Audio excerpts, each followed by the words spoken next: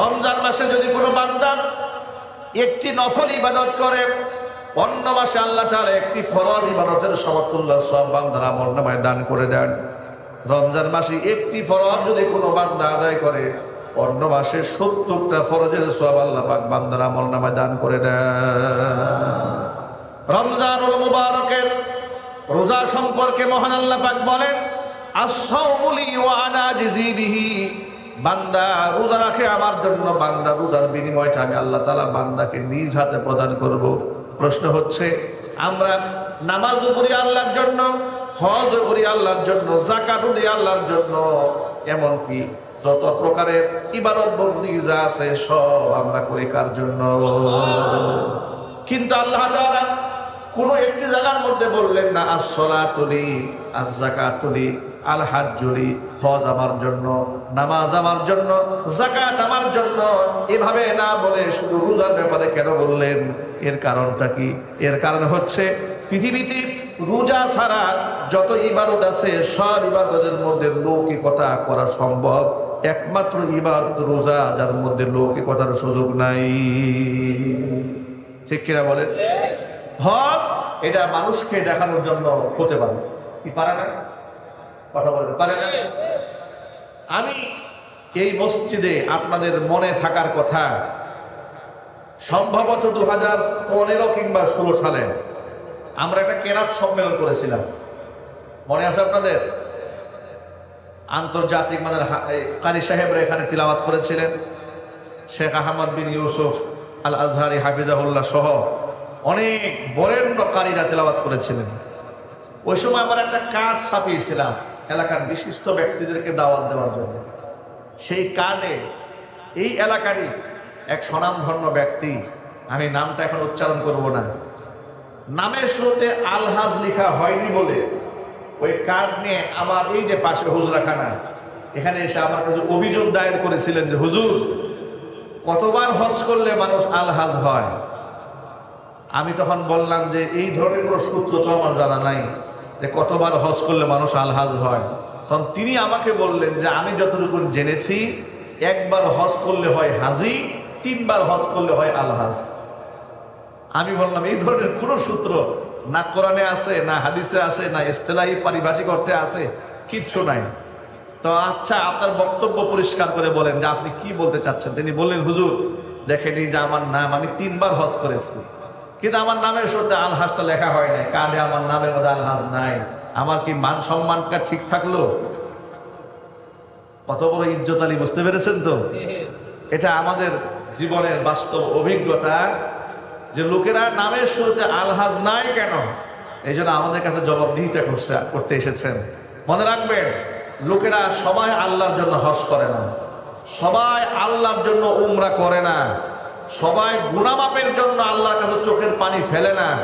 চোখের পানি অনেক সময় হয় বুকা ও নিফাক, মুনাফিকের কান্না আছে, চোখের পানি লৌকিকতার কারণেও হতে পারে। কথা ঠিক যাবে? ঠিক যদি বলে চোখের পানি, আপনি বলবেন যে চোখের পানি আমার মানুষকে দেখাবার জন্য হয়, আমি বলবো হ্যাঁ হয়, কোরআনে আছে। সুবহানাল্লাহ বলেন। হযরত ইউসুফ আলাইহিস সালাতু ওয়াস সালামকে 10 ভাই যখন কুয়ার মধ্যে ফেলে দিয়েছিল, ইতিহাস তো 6 মাস ধরে ধারাবাহিক আমার এখানে আপনারা বয়ানে অনেক লম্বা সময় শুনেছেন, ইতিহাস বলবো না।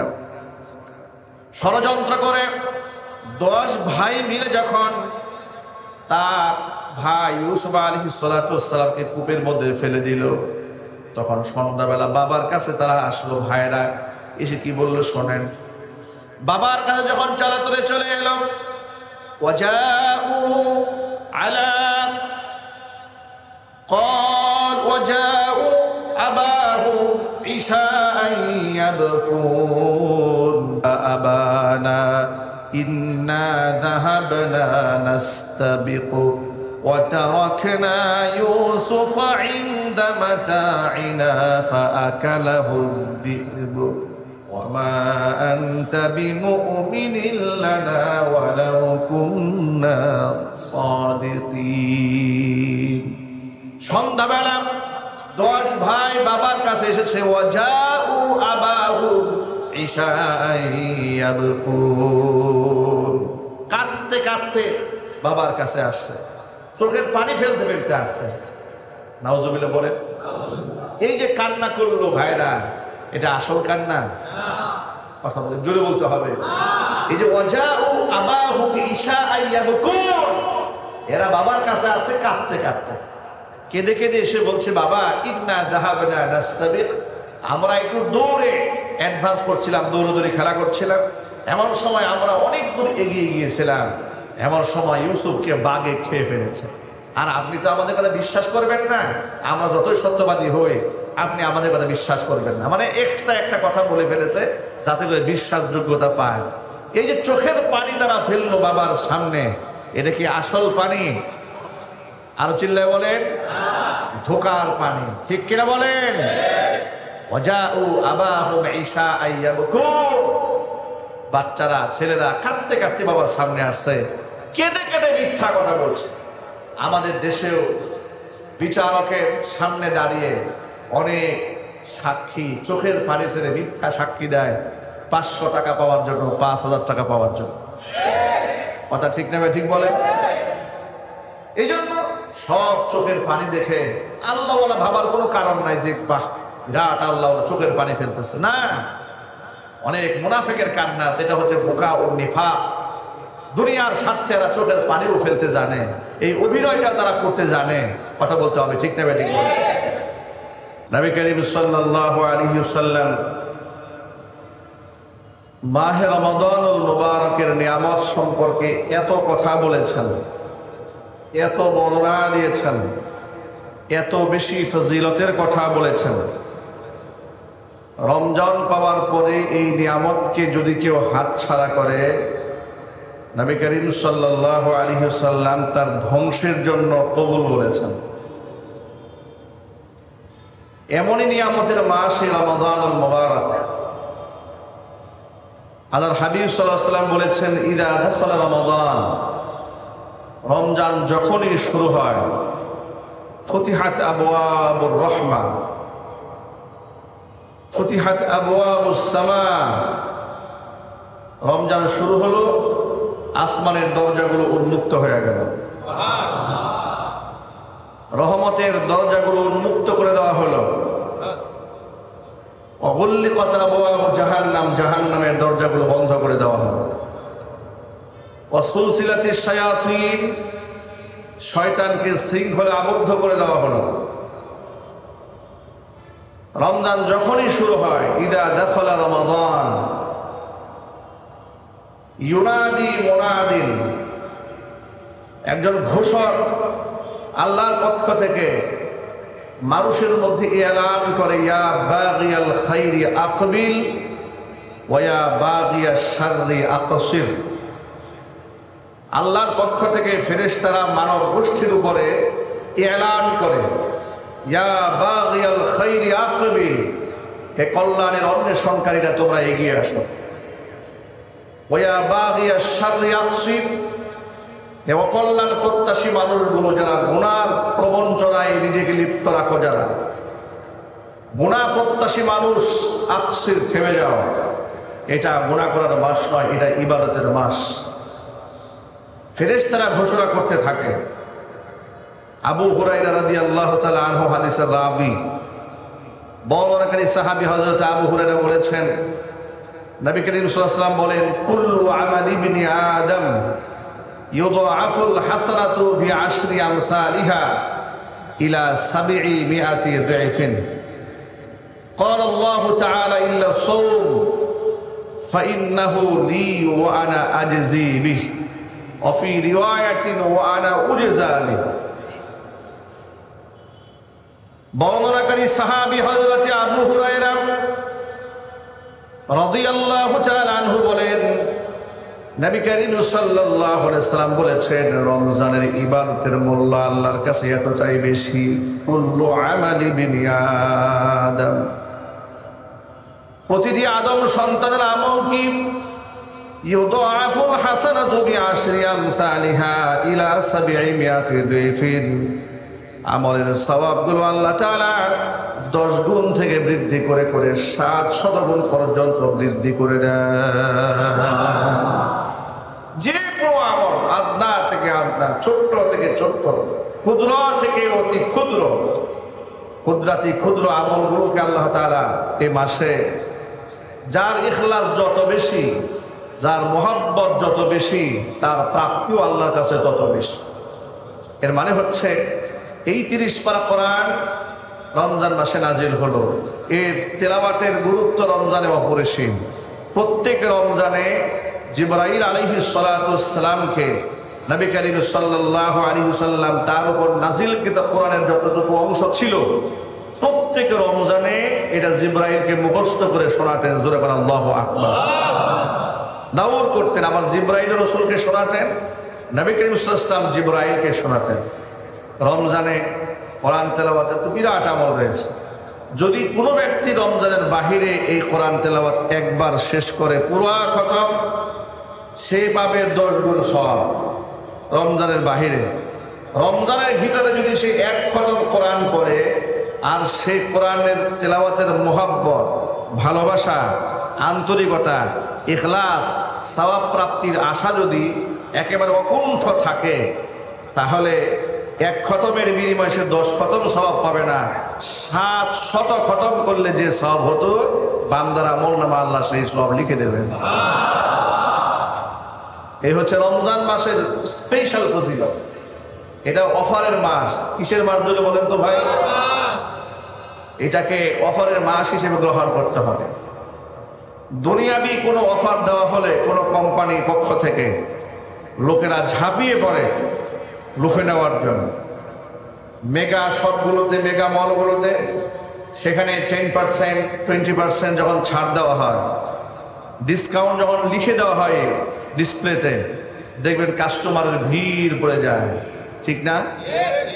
মেগা মলে যদি সামান্য ডিসকাউন্ট, এবং এটা খুবই ক্ষণিকের, আবার ডিসকাউন্ট সব পণ্যে দেওয়া হয় না, সেখানে দেখবেন সবচেয়ে নিম্নমানের প্রোডাক্টগুলোতে অচল অকেজু 2 বছর 3 বছর পরে আছে, কেউ নিচ্ছে না, কিংবা জোড়া মিলছে না, সাইজ মিলছে না, এগুলোর মধ্যে প্রোডাক্টে ছাড় দিয়েছে।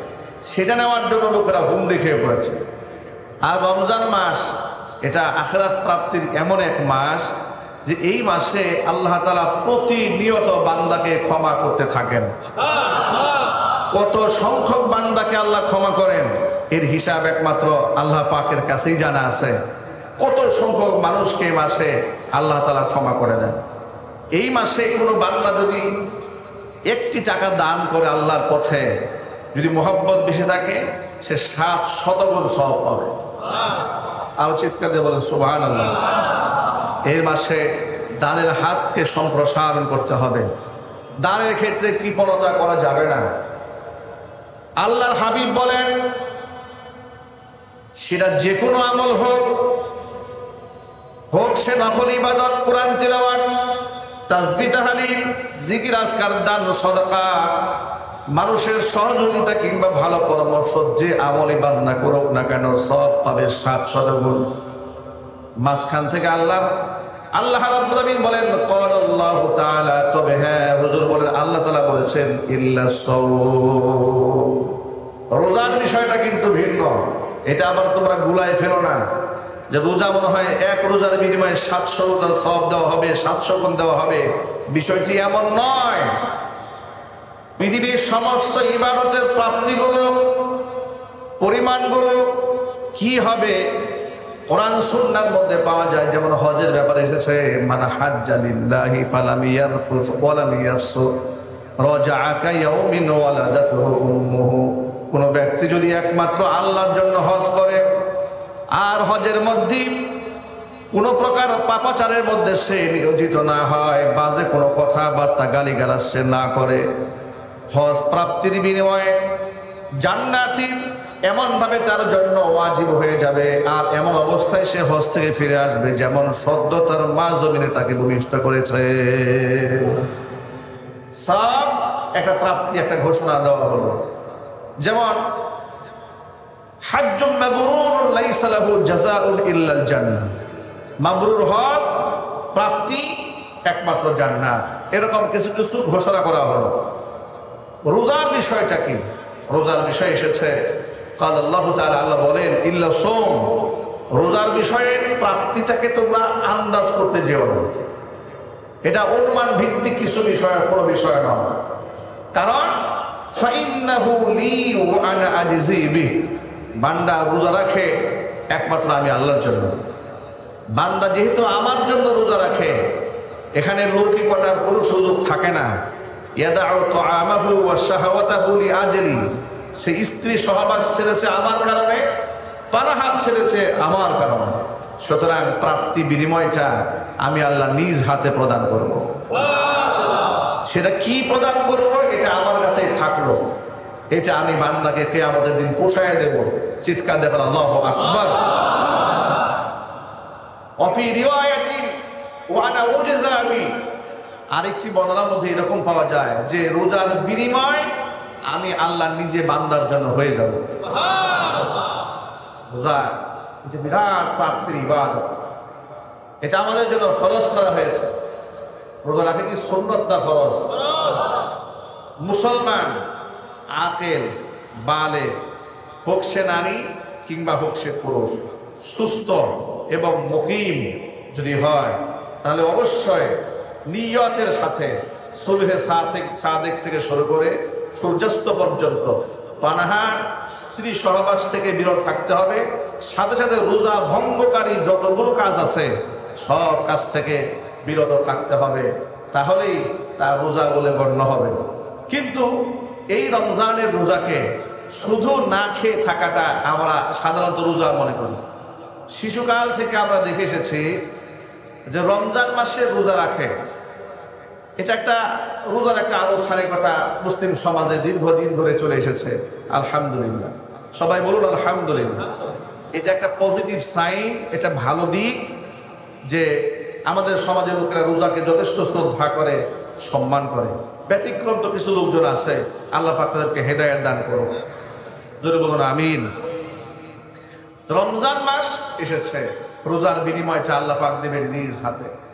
কিন্তু রমজান মাস কাদের জন্য? কারা এটাকে ফরজ হিসেবে পালন করবে?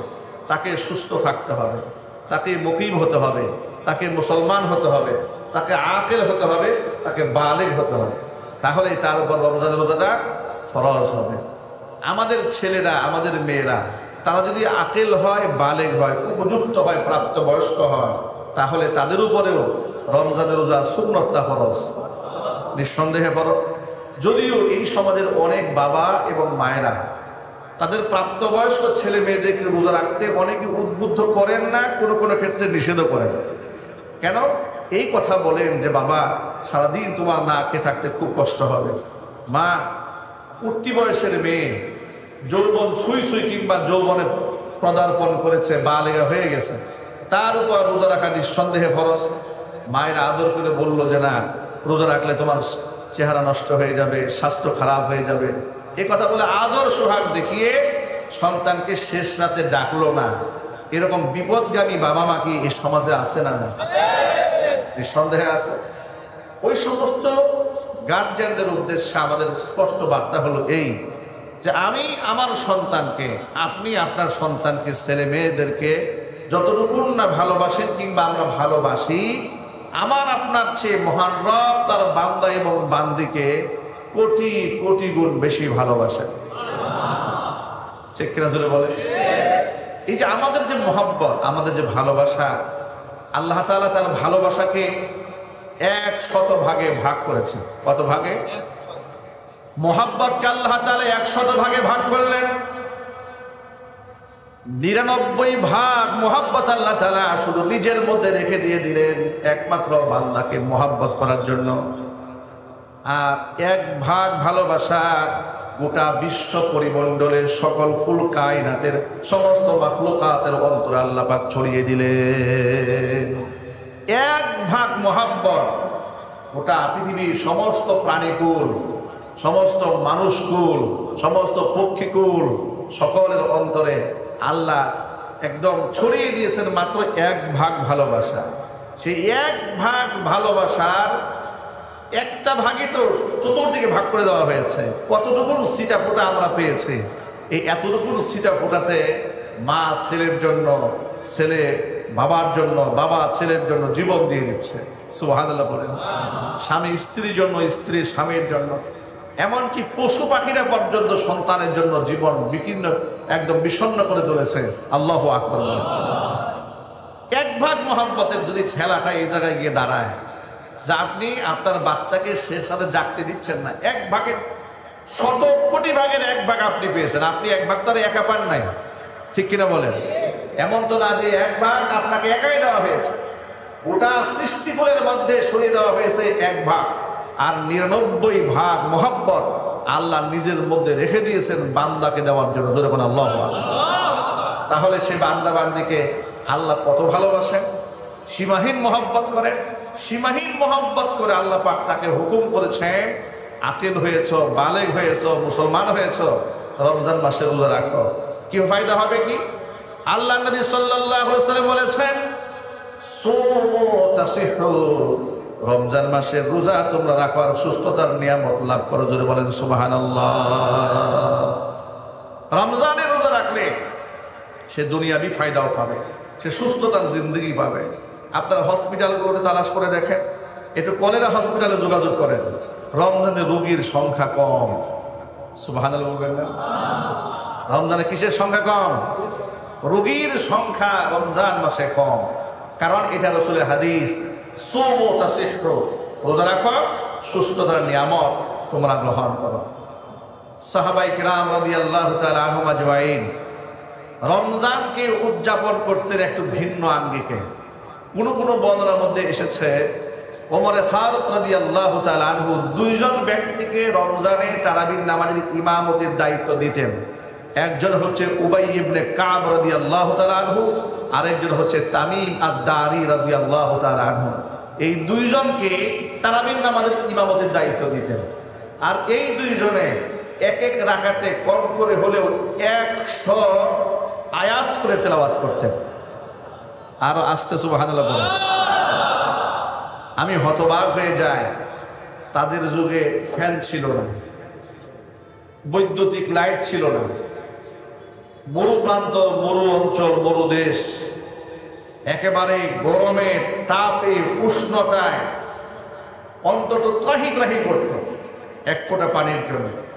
সেই জমানায় একটা মাত্র খেজুর খেয়ে ইফতার করে, একটা মাত্র খেজুর দিয়ে সাহারি করে, সারাদিন রমজানের রোজা রেখে এশারের নামাজে দাঁড়িয়ে প্রতি রাকাতে 100 আয়াত করে তেলাওয়াত করতেন। আর সেই তেলাওয়াত তো আমাদের মতো পাইকারি তেলাওয়াত না, ঠিক কিনা বলে? তেলাওয়াত করতে করতে অবস্থা এমন হতো, সাহাবায়ে কেরাম বলেছেন, তাদের দুজনের নামাজের ইমামতিতে যখন জামাত শুরু হতো, তখন তাদের ইমামতির সেই 20 রাকাত নামাজ শেষ হতো যখন একেবারে ফজরের ওয়াক্তের কাছাকাছি তাহাজ্জুদের সময় ঘনায় আসতো, তখন নামাজ শেষ হতো, এর আগে নামাজ শেষ হতো না। চিৎকার দেখুন সুবহানাল্লাহ। মানে সাহারি খাওয়ার সামান্য সময়টা রেখে বাকি পুরো সময়টাকে এইভাবেই তারা নামাজে কাটিয়ে দিত। এই ছিল সাহাবায়ে কেরামের রমজান উদযাপন। আমাদের রমজান উদযাপনের চিত্রটা সম্পূর্ণ আলাদা, ঠিক না ভাই? বিরাট আমাদের প্রস্তুতি, ব্যাপক প্রস্তুতি। এক একজনের ঘরে 10 আইটেম 15 আইটেমের খাবার, সারা বছরে খায় নাই, সব জমা রাখছে রোজায় খাওয়ার জন্য। কথা বলে না কেন? কারণ সারা বছর তো খাওয়ার সময় পায় না, রমজানে খাবারের বিরাট মেনু। আর এই সুযোগে অসাধু ব্যবসায়ীরা সব কিছুর দাম বাড়িয়ে দিয়েছে। ব্যবসায়ীরাও বুঝে যে এটা এক জাতি, এক এমন আন্ধা জাতি, এই জাতি জন্মের খাওয়া খায় রমজানে, সুতরাং খাবারের দাম বাড়ালে কোনো অসুবিধা নাই, ঠিক কিনা বলে? আল্লাহ উভয় পক্ষের হেদায়েত দান করুন। আমরা আমাদের চাহিদাকে কমাই ফেলবো, আমরা বলি ইনশাআল্লাহ। আরো জোরে বলি ইনশাআল্লাহ।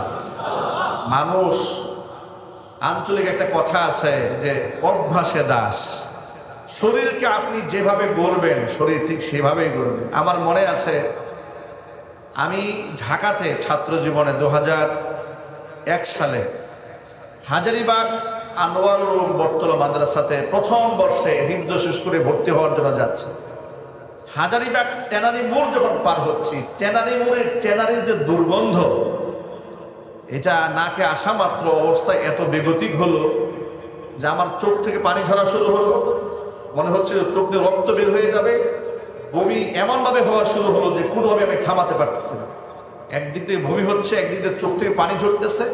পানি ঝরেও যে আবার মুহূর্তে ভালো হয়ে যাচ্ছে তা তো না, কারণ পুরো এলাকা জুড়ে দুর্গন্ধ। আমি তাকে দেখি দিব্যি, আমি করতেছি বমি, আর পাশে লোকেরা দিব্যি খানা খাচ্ছে, কারো মুখে কোনো মাছ নাই, কিচ্ছু নাই, দিব্যি খাবার দাবার খাচ্ছে, ঘুরে বেড়াচ্ছে, স্বাভাবিক জীবন যাপন করতেছে। তো সেখান থেকে বের হয়ে যাওয়ার পরে এলাকার স্থানীয় লোকদেরকে জিজ্ঞেস করলাম যে তারা সেখানে এইভাবে স্বাভাবিক জীবনযাপন কি করে করে। তারা বলল, হুজুর, মানুষ তো অভ্যাসে দাস, তারা এগুলা শুনতে শুনতে অভ্যাসটা এমন হয়ে গেছে যে তাদের কাছে কোনো দুর্গন্ধ আর দুর্গন্ধই মনে হয় না। যদি যারা আতরের দোকানে চাকরি করে এদেরকে এখানে আনলে যারা দম বন্ধ হয়ে মারা যাবে, আর এদেরকে যদি আপনি খুশবুর দোকানে নেন ওরা দম বন্ধ হয়ে মারা যাবে। কথা ঠিক নেবে, ঠিক বলে। আমি এখান থেকে আপনাদেরকে মেসেজ দিতে চেয়েছি, আমাদের দেহটাকে আল্লাহ তাআলা এমন একটা মেকানিজমে তৈরি করেছেন, আপনি এটাকে যেভাবে সেট করবেন আল্লাহ তাআলা আপনার জন্য দেহটাকে সেভাবে মুওয়াফিক বানায় দেবেন। সুবহানাল্লাহ বলেন। এই যে রিক্সাওয়ালা ভাইরা দিনের বেলায়, আপনার এখন তো অটো বেশি বেশি হয়ে গেছে, পায়ে প্যাডেল করে যে রিক্সাগুলো চালানো হয়, আমি এরকম আমার বাস্তবে অনেক মানুষকে দেখেছি রিক্সা চালাচ্ছে কিন্তু রোজাদার। কি নাই ভাই সমাজে? রিক্সা চালক রোজাদার, দিন মজুর রোজাদার, কৃষক, শ্রমিক, কুলি, মজুর, ঠেলাওয়ালা রোজাদার, গার্মেন্টস শ্রমিক রোজাদার, আছে না নাই? আরো যদি বলেন।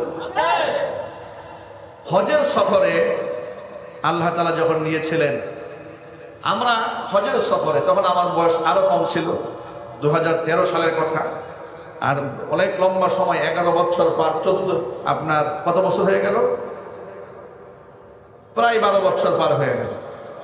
এই যে 12 বছর আগের কথা, তখন আমার স্বাস্থ্যটা এত ভারী ছিল না, আরো হ্যাংলা পাতলা ছিলাম, চলাফেরা আরো সহজ ছিল আমাদের জন্য। আমাদের সাথে এক ভদ্রলোক হজ করেছে তার মাকে নিয়ে। তো মাকে নিয়ে যখন হজ করেছে, মিনা থেকে যখন জামারাতে পাথর মারতে যেতে হয়, আপনারা হজের সফরে যারা গিয়েছেন অভিজ্ঞতা আছে, লম্বা একটা পথ হেঁটে গিয়ে পাথর মারতে হয়। উনি ওনার এক মাসুম মাকে নিয়ে হজে গেলেন। ঢাকাতে জেনারেল শিক্ষিত একজন মানুষ, খুবই সুসভ্য ভদ্রলোক। ওনার মাকে হুইল চেয়ারে ঠেলতে হয়, আর আমরা চলি খালি পাই, এমনিতে একা সিঙ্গেল। আমরা দেখেছি উনি ওনার মাকে যে হুইল চেয়ারে ঠেলতেছে, কোথাও উঁচু জায়গা আছে, কোথাও নিচু জায়গা আছে, কিন্তু পাহাড়ি এলাকা আছে, এই ঠেলতে ঠেলতে ঠেলতে ঠেলতে আমরা যে সিঙ্গেল মানুষ হাঁটতে হাঁটতে হাঁপিয়ে যাচ্ছি, কোনো জায়গায় বসে পড়তেছে। উনি ওনার মাকে নিয়ে হুইল চেয়ারে ঠেলতে ঠেলতে আমাদের আগে পাথর মারতে চলে যাচ্ছে। আরো যদি বলে সুবহানাল্লাহ। এরকম কয়েকবার হয়েছে, দেখেছি যে জামানাতে পাথর মায়ে এসে আমরা আসতেছি, আমাদের আগে উনি পাথর টাথর মেরে ওনার মায়ের হুইল চেয়ার নিয়ে ঠেলে আমাদের তাঁবুতে ঢুকে গেছে। তা আমি মাঝে মাঝে ওনার মায়ের হুইল চেয়ারটা নিজে আমি তাকে বলতাম যে, ভাই, মাটা বৃদ্ধা মানুষ, যে আপনি আমাকে একটু দেন, আমি একটু হুইল চেয়ার ঠেলি। উনি খুব আনইজি ফিল করতেন, একটু বিব্রত বোধ করতেন যে আমাদের কাফেলার মুআল্লিম, আমাদের হুজুর, আমাদের শিক্ষক, তিনি আমার মায়ের চেয়ার হুইলটা ঠেলবেন, এটা খারাপ লাগে। ওরা সুযোগ পেলে আমাদের টাওয়েলটা এগিয়ে দেয়, ওজুর পানিটা এগিয়ে দেয়, আমি চাইছি হুইল চেয়ার ঠেলতে, দিচ্ছে না। আমি বললাম যে, ভাই, আপনি তো অনেক সব কামাচ্ছেন, আমি একটু হেল্প করি আপনাকে হজের সফরে, এটা আমার জন্য একটা সওয়াবের কাজ হবে, আমার একটা মানসিক তৃপ্তির কারণ হয়ে দাঁড়াবে। তিনি আমাকে দিলেন। আমি ঠেলে দেখলাম যে বেশ কষ্ট হচ্ছে। আমি উপলব্ধি করলাম যে আমার কাছে বেশ ভারী বোঝা।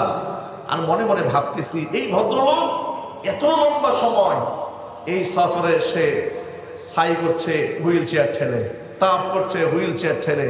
আমরা নিচতলাতে তাফ করি, হুইল চেয়ারটা উপরের ফ্লোরে বিরাট লম্বা জায়গা নিয়ে হুইল চেয়ারটা সফর করতে হয়, উনি সেটা তাফ করতেছে। আমি লক্ষ্য করেছি যতগুলো কাজ উনি করেছেন, সমস্ত কাজগুলো আমরা সিঙ্গেলরা যতটুকু না করেছি তার থেকে বেশি উনি হুইল চেয়ার নিয়ে করেছেন। সাহায্য কে করেছেন জোরে বলেন তো ভাই? উনি মানসিকভাবে প্রস্তুতি নিয়েছিলেন, আমার এই হজের কার্যক্রমগুলো আমাকে শেষ করতেই হবে আমার মাকে নিয়ে। আল্লাহ পাক তার জন্য সহজ করে দিয়েছেন। আমরা এখান থেকে সবক নিতে চাই যে আমরা হাজার কষ্টের মধ্যে যদি আমাদের মানসিক প্রস্তুতিতে এমন হয় যে রমজানে যত প্রচন্ড খরতাপ হোক না কেন, যত প্রচন্ড রৌদ্র হোক না কেন, এই রোজা আমাকে রাখতেই হবে। আমি আমার দেহকে, আমার মনকে, আমার ব্রেইনকে, আমার চিন্তাকে যদি আমি আমার পক্ষ থেকে এই মেসেজটা দিয়ে রাখতে পারি যে এটা আমাকে আদায় করতেই হবে, আমার একটু কষ্ট লাগবে না, রমজানের রোজার মধ্যে আমরা আনন্দ খুঁজে পাবো। ঠিক কিনা জোরে বলেন? নবী করিম সাল্লাল্লাহু আলাইহি ওয়াসাল্লাম এই রোজা আসার 2 মাস আগে থেকে আল্লাহর কাছে শুধু রমজান পাওয়ার জন্য দোয়া করে থাকতেন। তিনি আল্লাহকে ডেকে বলতেন, আল্লাহুম্মা বারিক লানা ফি রজব ওয়া শাবান ওয়া বাল্লিগনা রমাদান। আল্লাহ তাআলা রজব শাবান আমাদের বরকত দান করো, রমজান পর্যন্ত আমাদের নেক হায়াত দারাজ করে দাও। রমজান মাসে যদি কোনো বান্দা একটি নফল ইবাদত করে, অন্য মাসে আল্লাহ তাআলা একটি ফরজ ইবাদতের সমতুল্য সওয়াব বান্দার আমলনামায় দান করে দেন। রমজান মাসে একটি ফরজ যদি কোনো বান্দা আদায় করে, অন্য মাসে 70টা ফরজের সওয়াব আল্লাহ পাক বান্দার আমলনামায় দান করে দেন। রমজানুল মুবারকের রোজা সম্পর্কে মহান আল্লাহ পাক বলেন, আস-সাওমু লি ওয়া আনা আজজি বিহি। বান্দা রোজা রাখে আমার জন্য, বান্দা রোজার বিনিময়টা আমি আল্লাহ তাআলা বান্দাকে নিজ হাতে প্রদান করব। প্রশ্ন হচ্ছে, আমরা নামাজও পড়ি আল্লাহর জন্য, হজ করি আল্লাহর জন্য, যাকাতও দিই আল্লাহর জন্য, এমনকি যত প্রকারের ইবাদত বন্দেগী যা আছে সব আমরা করি কার জন্য?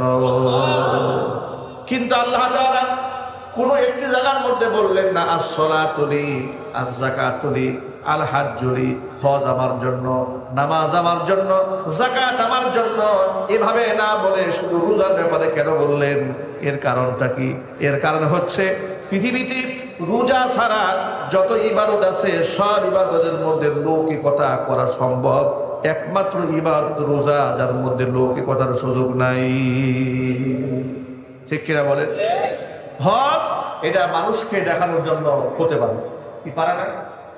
কথা বলতে পারে না? আমি এই মসজিদে আপনাদের মনে থাকার কথা, সম্ভবত 2015 কিংবা 16 সালে আমরা একটা কেরাত সম্মেলন করেছিলাম, মনে আছে আপনাদের? আন্তর্জাতিক মানের কারি সাহেবরা এখানে তিলাওয়াত করেছিলেন। শেখ আহমদ বিন ইউসুফ আল আজহারি হাফিজাহুল্লাহ সহ অনেক বরেণ্য কারীরা তিলাওয়াত করেছিলেন। ওই সময় আমরা একটা কার্ড ছাপিয়েছিলাম এলাকার বিশিষ্ট ব্যক্তিদেরকে দাওয়াত দেওয়ার জন্য। সেই কার্ডে এই এলাকারই এক স্বনামধন্য ব্যক্তি, আমি নামটা এখন উচ্চারণ করব না, নামের শুরুতে আলহাজ লেখা হয়নি বলে ওই কার্ড নিয়ে আমার এই যে পাশে হুজরাখানা, এখানে এসে আমার কাছে অভিযোগ দায়ের করেছিলেন যে হুজুর, কতবার হজ করলে মানুষ আলহাজ হয়? আমি তখন বললাম যে এই ধরনের কোনো সূত্র তো আমার জানা নাই যে কতবার হজ করলে মানুষ আলহাজ হয়। তখন তিনি আমাকে বললেন যে আমি যতটুকু জেনেছি, একবার হজ করলে হয় হাজি, 3 বার হজ করলে হয় আলহাজ। আমি বললাম এই ধরনের কোনো সূত্র না কোরআনে আছে, না হাদিসে আছে, না ইস্তেলাহি পারিভাষিক অর্থে আছে, কিচ্ছু নাই।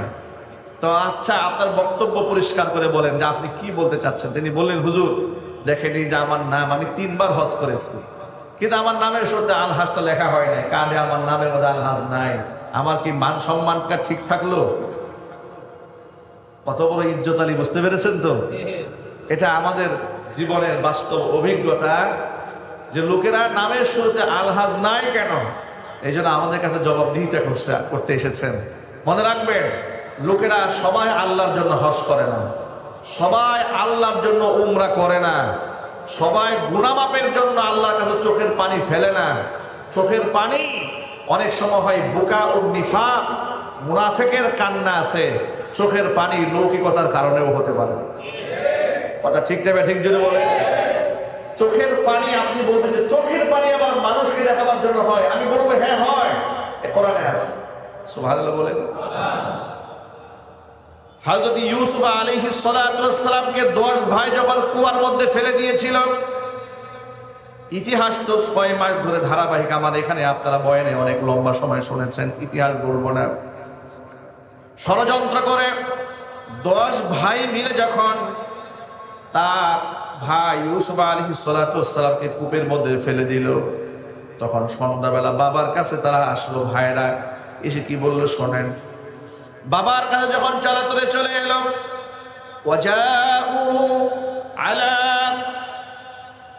ক্বাল ওয়াজাউ আবাহু ইশাআন يبكون أبانا إنا ذهبنا نستبق وتركنا يوسف عند متاعنا فأكله الذئب وما أنت بمؤمن لنا ولو كنا صادقين সন্ধ্যাবেলা 10 ভাই বাবার কাছে এসেছে ওয়াজাউ আবাহু ইশাআন ইয়াবকুন কাঁদতে কাঁদতে বাবার কাছে আসছে চোখের পানি ফেলতে ফেলতে আসছে নাউজুবিল্লাহ বলে এই যে কান্না করলো ভাইরা এটা আসল কান্না কথা বলে জোরে বলতে হবে এই যে ওয়াজাউ আবাহু ইশাআন ইয়াবকুন এরা বাবার কাছে আসছে কাঁদতে কাঁদতে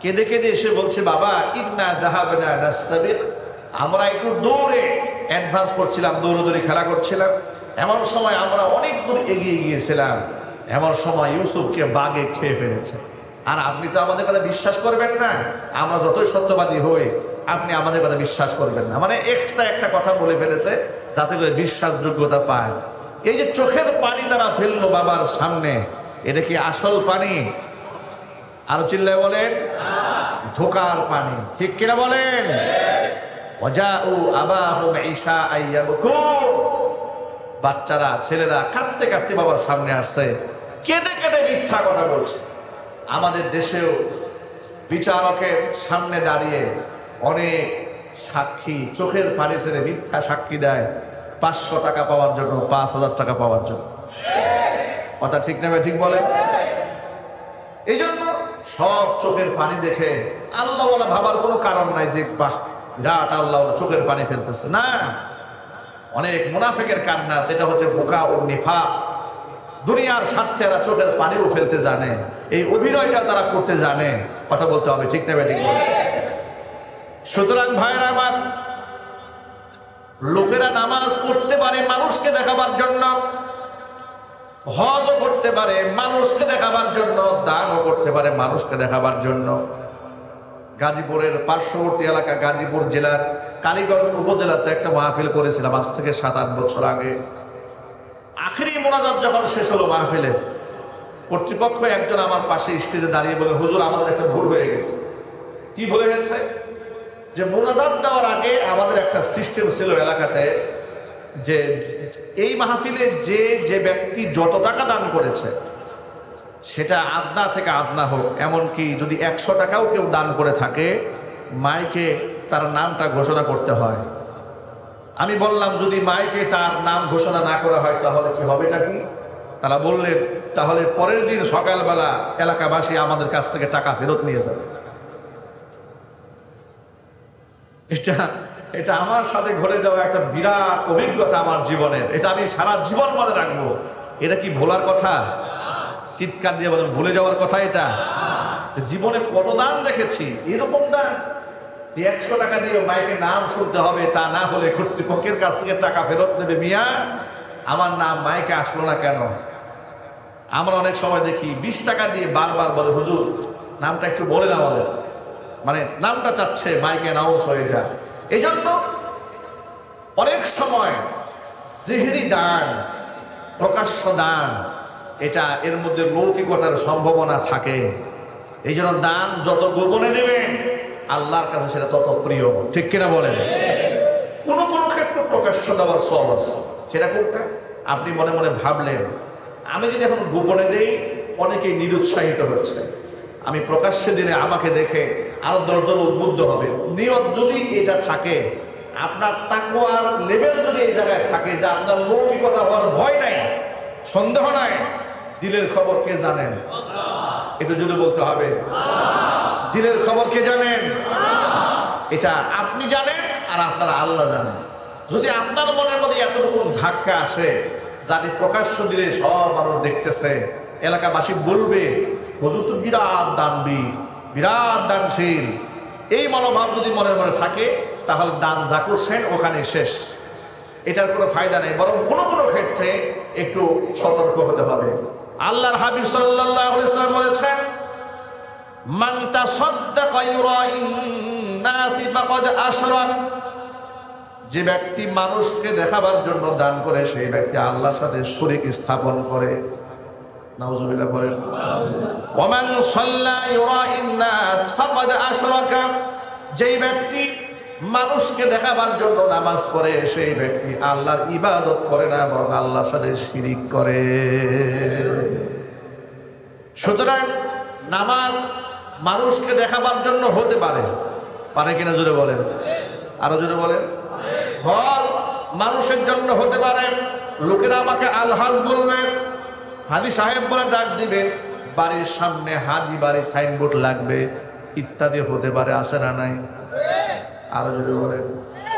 3 নাম্বার, যাকাত দান সাদাকা মানুষকে দেখাবার জন্য হতে পারে। এলাকার মধ্যে মাইকিং করে দেয়, অমুক বাড়িতে যাকাতের অর্থ বিতরণ করা হবে।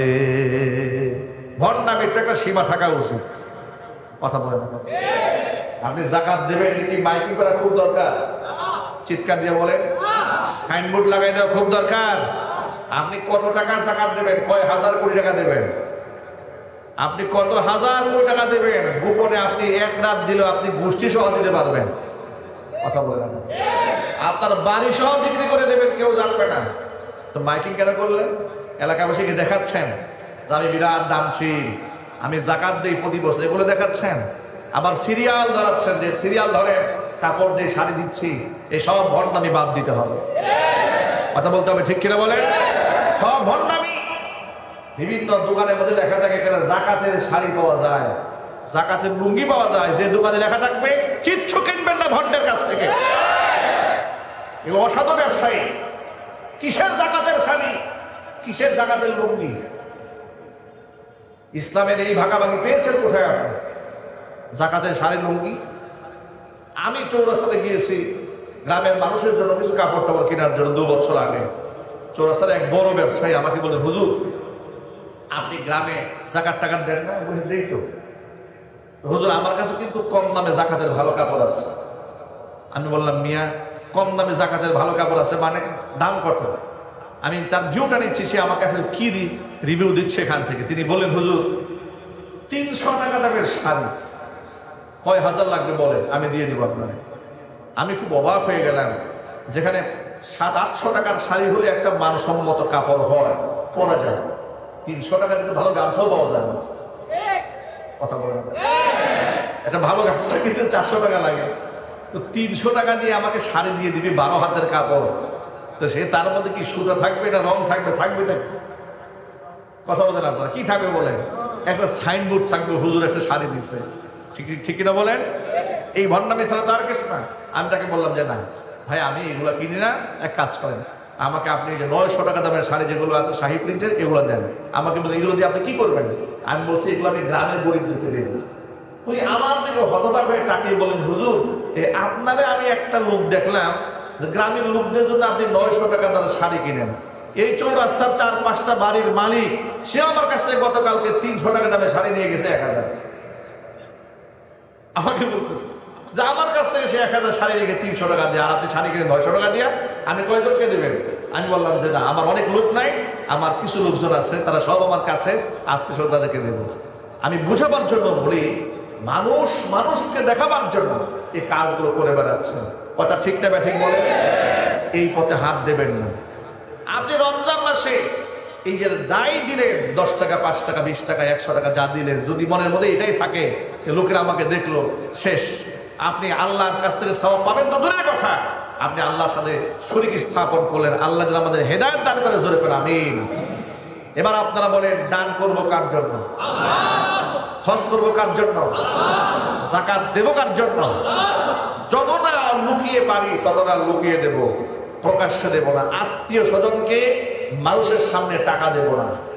তারা আনইজি ফিল করবে, ইতস্ততা বোধ করবে যে দেখো আমাকে গরিব বলে, আমাকে মনে হয় একটু অসহায় হিসেবে আমার দিকে করুণার দৃষ্টিতে তাকাচ্ছে।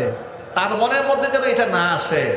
আপনি এত সুন্দরভাবে তার কাছে হাদিয়া পৌঁছাবেন, উনি হাদিয়া পাওয়ার পরে খুশিও হবে, দোয়া করবেন, ওনার আত্মমর্যাদা বোধ যেন ঠিক থাকে।